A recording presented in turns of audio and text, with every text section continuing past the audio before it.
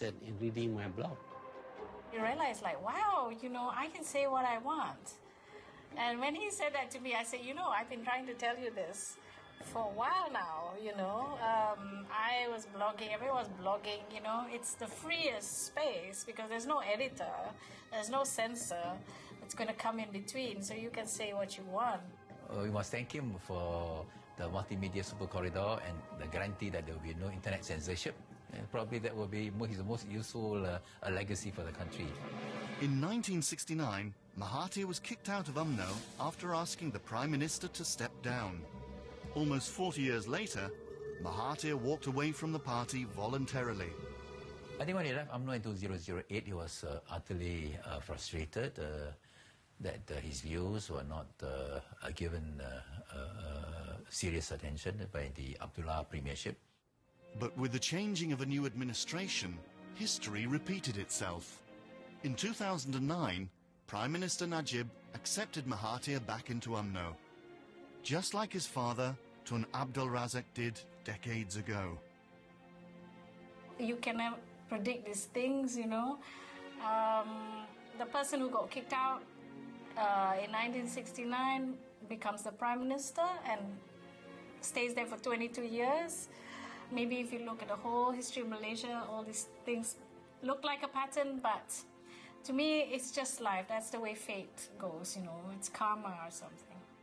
From student activist to doctor and family man, long-term politician Mahathir Mohamad has earned both praise and criticism.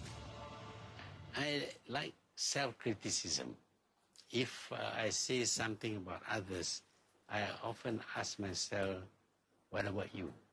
And if I find that I'm not any better than others, then I don't think I'm achieving anything. I think Dr. Mahathir will be most remembered for his outspokenness. Outspokenness on any issue, against any person, any organisation, any government in Malaysia or abroad that incurred his displeasure. Mahathir can be described as a maverick who came into the mainstream and became Prime Minister for 22 years, giving an opportunity to do what he wanted and at very high cost at times to the nation. At the expense of suppression of political and civil rights in the country, of virtually undermining the independence of the judiciary, curtailing press freedom, he developed the country to what it is today. Mahathir is an honest, decent individual who calls a spade a spade. He can be abrasive at times, but he is a thoroughly decent person. Whatever one might think about Dr. Mahathir, he was always a very interesting and challenging Prime Minister. One may agree or one may disagree with his policies, but I do think that he was very serious about modernizing the nation. He was very serious about taking Malaysia into the 21st century. He was really wanting to do this for the country and bring it forward.